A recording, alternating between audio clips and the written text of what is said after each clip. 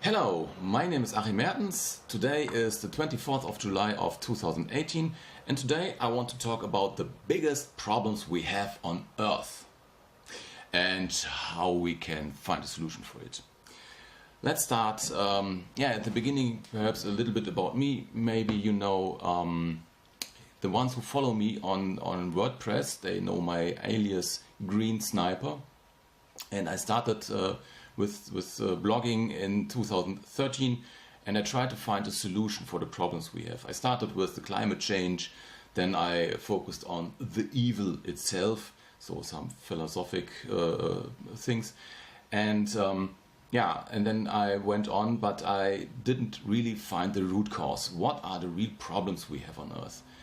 I stagnated, and but then in 2017, last year in December, I found blockchain, and I think blockchain kept me going on. I think we have some tools in our hand now to tackle the really biggest problem we have on Earth.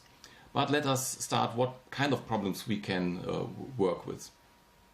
I think the main problem we had, or which should be solved, was inflation. It started with Bitcoin 2009, and inflation, let me explain it a little bit. Our fiat money is printed out of nothing. The ECB, the European Central Bank, creates every month 60 billion euros. So this is a huge amount. You can, it's okay you can print money, but you also have to grow. The economy has to grow at the same amount that money is printed. Otherwise, it gets out of wage. And I think our production doesn't grow at 60 billion euros every month. So we face inflation, and I think it will be getting worse in the next future. So this is inflation. But what also do we have for problems? We have the problem with the middleman. So there's always someone between us. If I want to make a contract, I want to send money, then there is a bank. And the bank takes the margin. And the bank dictates how the rules are. They are the owners of the money, at least. They create everything. But it's made by a few, it's not by the people. This is with a bank, but we can also go into other economic subjects, for example, insurance or shopping tools like eBay. There's always someone in the middle and takes a margin. So I think Bitcoin is a solution, or blockchain, Bitcoin itself maybe not, but other blockchain solutions are on the way to eliminate this middleman. Also, we have the problem with centralization. As I said, in the finance, it is a bank, but also in the politics. And what else do we have? There are a lot of internet, of course. Internet is also centralized by a few groups of people, few companies that hold the whole internet, the internet service providers. The content of our data is held by a few, Amazon, Google, Facebook. They own our data. It's a small group of people. And I think that's not right. It should be distributed to the mass, to us, to the public. We are the creators of the content. So we have the problems of centralization.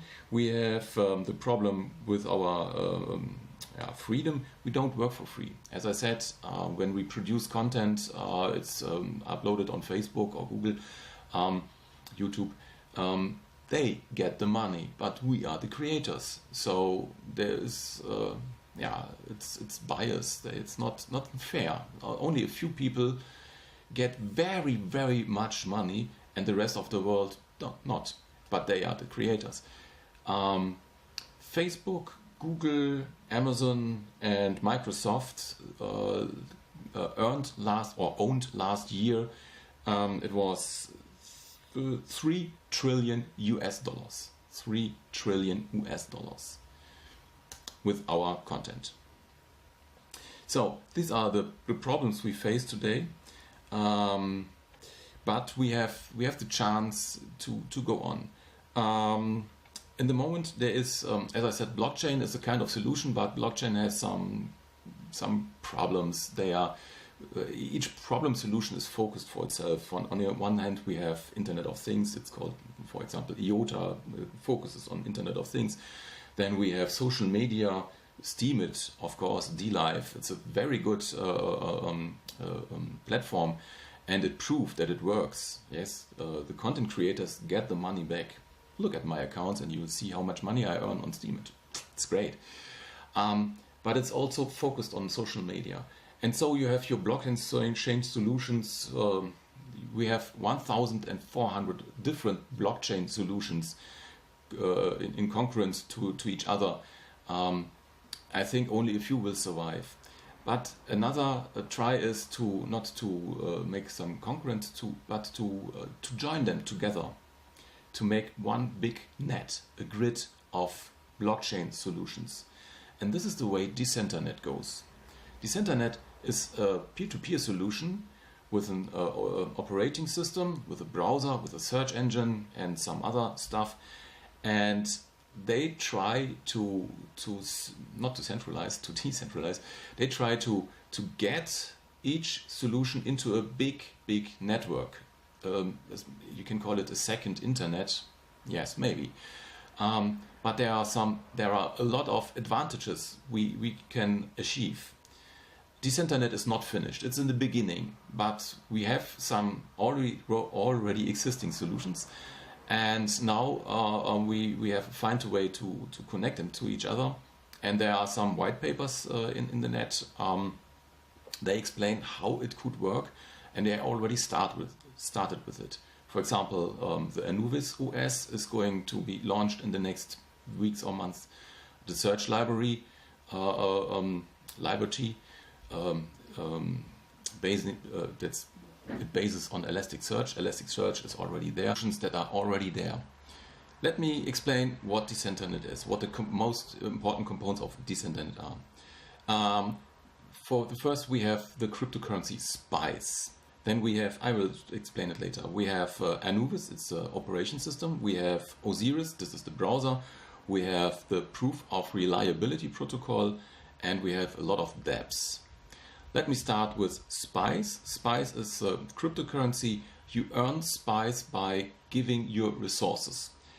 For example, this is maybe I start with the proof of reliability. Then it makes it a bit clearer what I mean. The proof of reliability is a protocol that is needed for this Decenternet. It's like TCP/IP. That is needed for the internet, so we have now POR for Decenternet. This means people give their resources for free, not for free. They give their resources into the net. It's they have installed the Anubis OS on it, and this OS connects to other peers and collects data and gives away data. So we have a big net of data that is decentralized in the whole world, and you get money, cryptocurrency, Spice, for giving away your resources, your hard disk, your network connection, and of course you have to pay when you make a transaction. You give this money away, but this means the protocol is designed to make very fast network, because the people that have the best hardware, that have the best connection to the internet, get the most cryptocurrency, and so the net gives a guarantee that it is fast. So this is the proof of reliability protocol. The cryptocurrency Spice you earn by giving away your resources, but also you earn Spice by the likes you get for your posts, by the views you get, how many views you get, by the stickiness, that means how long stay the people on your page, on your YouTube video, not YouTube, BlogTube. And what was the last one? Relevance. This means by the search engine, when you are on a high level, then you have more relevance than if you are on a low level. So this is all summed up. Did I forget anything? I don't know. And links, of course, yes. How many links are to your article? So this are all. This is all summed up, and then you get the spice. Yes. Let me explain first one of our main problems before I go back to the other components of Decenternet. I think one of our main problems we have now, the big problem for the evil, is that we focus only on money, and money is focused only on economy. So we don't think at humanity, we don't think at spirit, at nature. We only think on how can I get the most and how can I give away at least, how can I buy the cheapest. This is not wrong to think like this, but it's wrong to focus on this. And Spice goes another way. It says we have to focus on the relevance, on the meaning of the people. How big is the meaning of the people? And therefore you get paid. This is a big difference to the money we have now.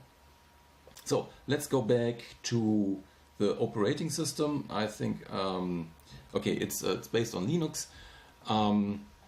Yeah, you can install it, but you don't need to install it. You can join the Decenternet just using the Osiris browser.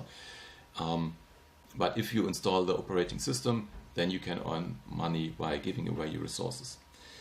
The Osiris browser, I already told it, it's for joining the Decenternet, but also joining the old internet. So it's just like another browser, but it has more features.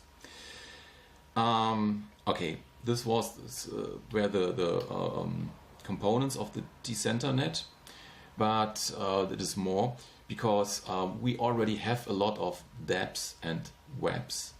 A dApp is a decentralized application on a decentralized blockchain platform. It's a kind of virtual supercomputer.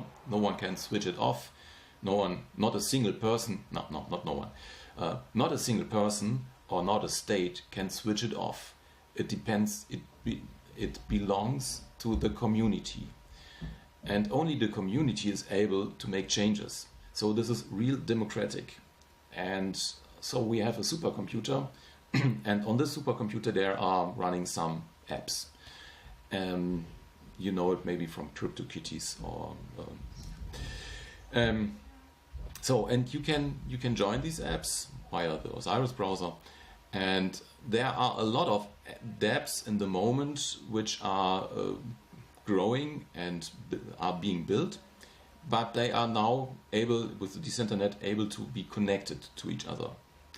So we have, just for example, we have Veritas, that's a solution for identity access management. We have DShop, it's a solution for eBay.